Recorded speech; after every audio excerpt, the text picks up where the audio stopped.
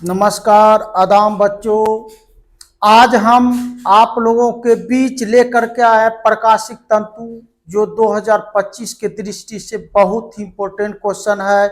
इस क्वेश्चन को पूछा कैसे जाता है तो प्रकाशिक तंतु है क्या, इसके उपयोग को लिखें। ऑप्टिकल फाइबर है क्या या प्रकाशिक तंतु है क्या, इसके उपयोग को लिखें। जो यहाँ भी प्रकाशिक तंतु हम आप लोग को लेकर के आए हैं। आप लोग खिलौने घर में भी ऐसे ऐसे खिलौने देखते होंगे। ये खिलौने ये प्रकाशिक तंतु है। ये प्रकाश के पूर्ण आंतरिक परावर्तन के सिद्धांत पर कार्य करता है। बच्चों इसको अच्छे से समझना है, एकदम सरल भाषा में, आसान भाषाओं में आप लोग को हम समझाएंगे। वीडियो पर अंत तक बने रहे। यदि वीडियो देखने में अच्छा लगे तो चैनल को सब्सक्राइब और वीडियो को शेयर जरूर कर दीजिएगा। तो सभी बच्चे एकदम आसान भाषाओं में आप लोग समझे भाई प्रकाशिक तंतु है क्या, ये कैसे किस सिद्धांत पर कार्य करता है। तो अब सभी बच्चे ये देख रहे भाई, जल है और ये वायु है। ये जल है और ये वायु है। आप लोग ये प्रयोग घर में भी कर सकते हैं। ये प्रयोग घर में भी कर सकते हैं। एक कांच के गिलास में जल को ले लेना है और एक लेजर लाइट, एक लेजर जो लाइट होती है, इस लेजर लाइट से इस रूप से प्रकाश की किरणें डालेंगे तो आप लोग क्या देखेंगे, प्रकाश की किरणें अभिलंब से दूर हट जाएंगी। आप क्यों होता है साथ आप लोग पढ़े हैं, जब कोई प्रकाश की किरण सघन से विरल में प्रवेश करती है, जल सघन है, वायु क्या है भाई, विरल है। जब प्रकाश की किरण सघन से विरल में प्रवेश करती है तो अभिलंब से दूर हट जाती है। देख रहे भाई, आपतन कोण का मान इतना बड़ा था तो अभिलंब से इतना दूर भागा। और ये आप आने वाली सतह की ओर आने वाली किरण को आपतित किरण कहते हैं। और एक माध्यम से दूसरे माध्यम में जब प्रकाश की किरण जाते समय अपने दिशा को छोड़ दे तो ऐसे किरण को हम लोग क्या कहते हैं, वर्तित किरण कहते हैं। सभी जानते हैं इस रूप से प्रकाश की किरण हम लोग डालेंगे तो यह अपवर्तन इस रूप से होगा। आपतित किरण और अभिलंब रेखा के बीच के कोण को आपतन कोण, अपवर्तित किरण और अभिलंब रेखा के बीच के कोण को अपवर्तन कोण, अपवर्तन कोण को आर से। इतना के एंगल पर हमने रखे तो इतना अभिलंब से दूर भागा। और थोड़ा सा इसका एंगल बढ़ाइए, किसका भाई, आपतन कोण का। ये ध्यान रखना हर हमेशा, किसका एंगल बढ़ाना है भाई, आपतन कोण का। थोड़ा सा और एंगल बढ़ाएंगे, थोड़ा सा ये एंगल बढ़ाएंगे तो और ये अभिलंब से दूर हटेगा, और अभिलंब से दूर हटेगा। एंगल बढ़ेगा तो और ये अभिलंब से दूर हटेगा और नीचे की ओर आएगी भाई, और नीचे की ओर आएगी। और इसका एंगल बढ़ाएंगे तो बढ़ाते बढ़ाते एक स्थिति ऐसा होगा जो अपवर्तन कोण कितना डिग्री भाई, 90 डिग्री हो जाए। अपवर्तन कोण कितना डिग्री, 90 डिग्री हो जाएगा अभिलंब से दूर भागते भागते। तो आपतन इस प्रकार से लेजर लाइट इस पर हमने डाले तो आपतन कोण का मान इतना बड़ा था तो अभिलंब से इतना दूर भागा। और आपतन कोण का मान बढ़ा दिए तो और अभिलंब से दूर भाग गया। घर में भी प्रयोग कर सकते हैं। और इससे थोड़ा सा आपतन कोण का मान बढ़ाएंगे तो एक स्थिति में भागते भागते दोनों माध्यम के परत पर आ जाएगी। वायु और जल के क्या परत पर आ जाएगी।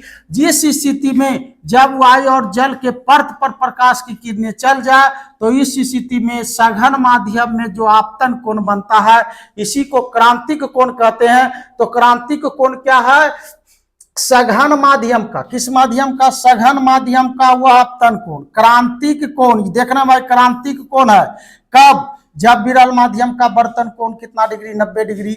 तो क्रांतिक कोण सघन माध्यम का वह आपतन कोण होता है जिनके संगत विरल माध्यम का वर्तन कोण क्या 90 डिग्री होता है। समझ चुके होंगे। अब थोड़ा ये कल्पना कीजिए बच्चों, अब थोड़ा सा ये आप लोग कल्पना कर सकते हैं।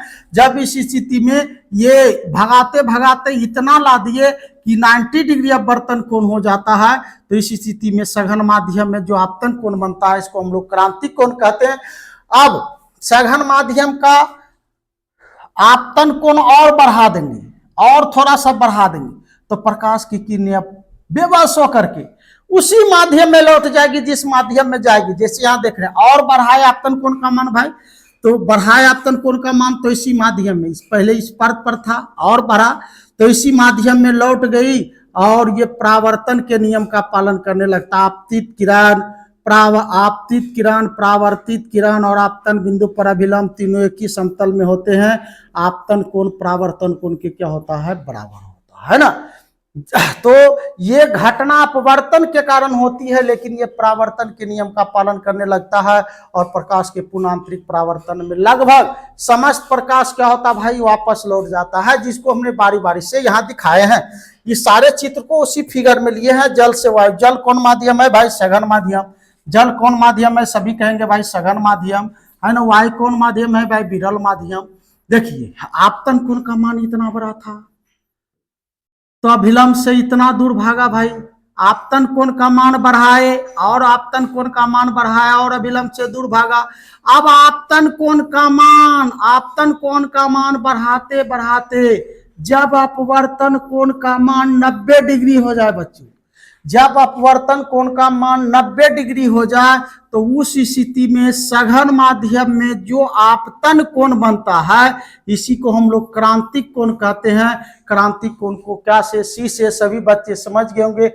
आपतन कोण का मान इतना बड़ा, विलंब से इतना दूर भागा और भगाया और भागा, भगाते भगाते अपवर्तन कोण इतना डिग्री कर दिए कि 90 डिग्री हो जाए। जब विरल माध्यम का वर्तन कोण 90 डिग्री हो जाए तो उस स्थिति में सघन माध्यम में जो आपतन कोण बनता है इसी को हम लोग क्रांतिक कोण कहते हैं। और क्रांतिक कोण का परिभाषा यही कहता है, सघन माध्यम का वह आपतन कोण जिनके संगत विरल माध्यम का वर्तन कोण 90 डिग्री के बराबर होता है क्रांतिक कोण कहलाता है। अब देखिए भाई यहां तक क्रांतिक कोण है। अब आपतन कोण का मान यहां से यहां तक तो क्रांतिक कोण कहलाया भाई।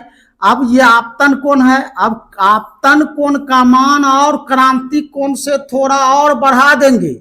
आपतन कोण का मान क्रांतिक कोण से यहां देख रहे हैं थोड़ा और बढ़ा दिए तो प्रकाश की किरणें उसी माध्यम में लौट जाती है और ऐसी घटना को प्रकाश का पूर्णांतरिक परावर्तन कहते हैं।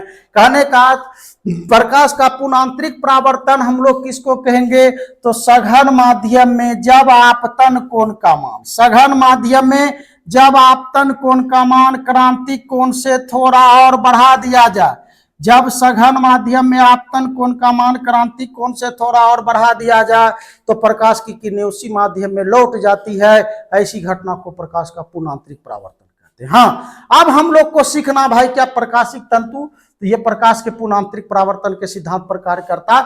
अब प्रकाशिक तंतु क्या है इसको देख लें। ये समझ गए होंगे प्रकाशिक तंतु एकदम सरल भाषा में, जो 2025 के लिए बहुत ही इंपॉर्टेंट क्वेश्चन है।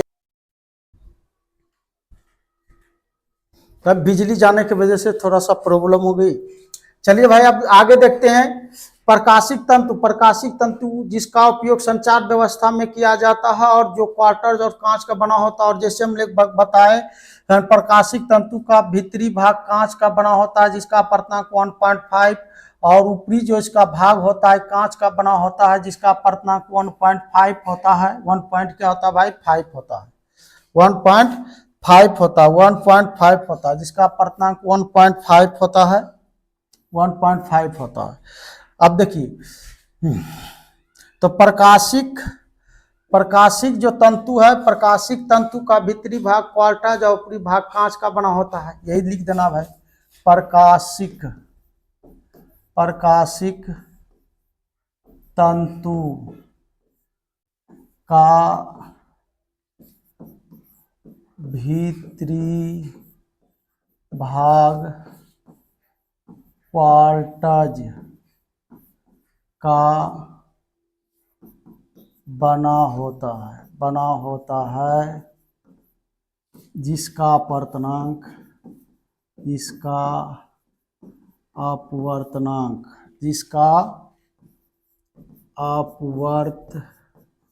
अपवर्तनांक 1.7 होता है, 1.7 होता है।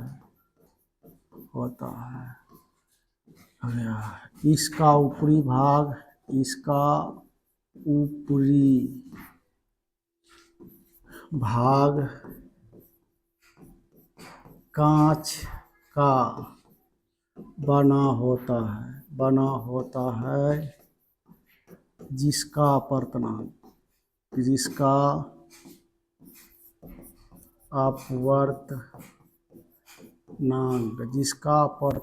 1.5 होता है। जब इसके एक सिरे पर प्रकाश की किरण आपतित किया जाता है पूर्ण प्रकाश के पूर्णांतरिक परावर्तन द्वारा बाहर निकल आता है। जब इसके एक सिरे पर प्रकाश की किरण को आपतित किया जाता है तो प्रकाश के पूर्ण आंतरिक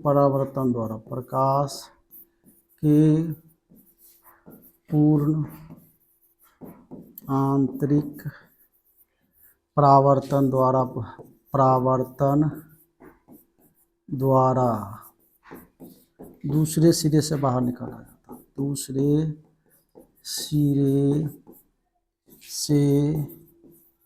बाहर निकाला जाता है।